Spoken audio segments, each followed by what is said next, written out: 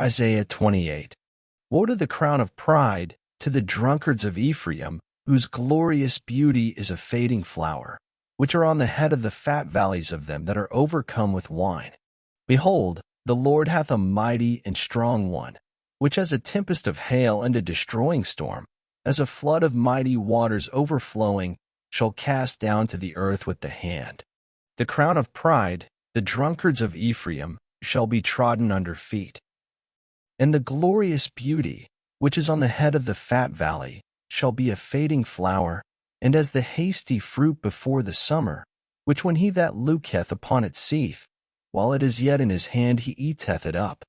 In that day shall the Lord of hosts be for a crown of glory, and for a diadem of beauty, unto the residue of his people, and for a spirit of judgment to him that sitteth in judgment, and for strength to them that turn the battle to the gate. But they also have erred through wine, and through strong drink are out of the way. The priest and the prophet have erred through strong drink. They are swallowed up of wine. They are out of the way through strong drink. They err in vision. They stumble in judgment. For all tables are full of vomit and filthiness, so that there is no place clean. Whom shall he teach knowledge? And whom shall he make to understand doctrine? Them that are weaned from the milk, and drawn from the breasts.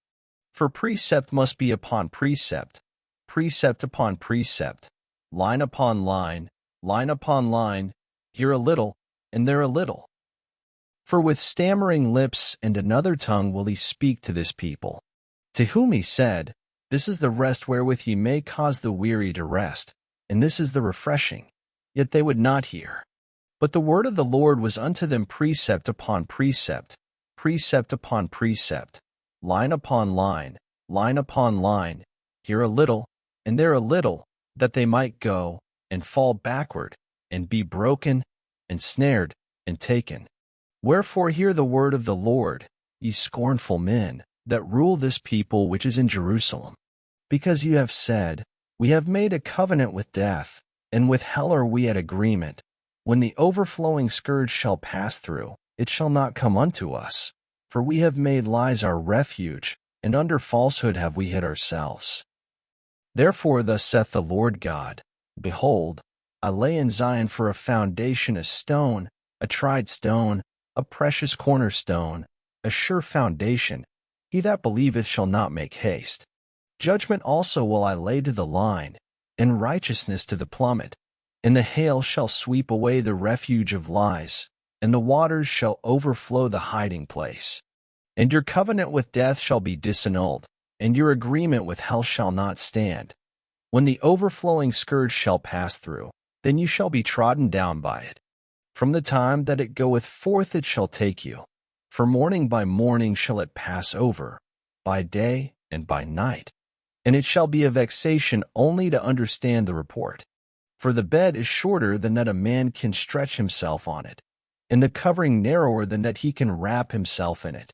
For the Lord shall rise up as in Mount Perazim, he shall be wroth as in the valley of Gibeon, that he may do his work, his strange work, and bring to pass his act, his strange act.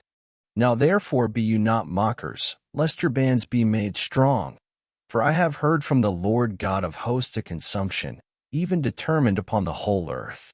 Give you ear, and hear my voice, hearken, and hear my speech. Doth the plowman plow all day to sow? Doth he open and break the clods of his ground?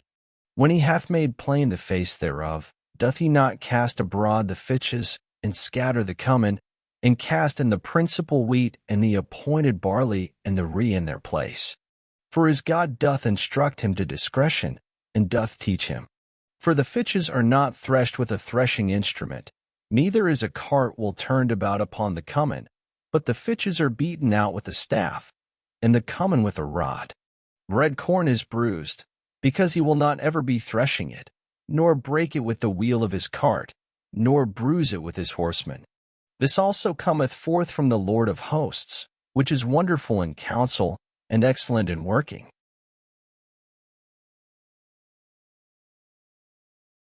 Thank you for listening. Up next, Isaiah 29.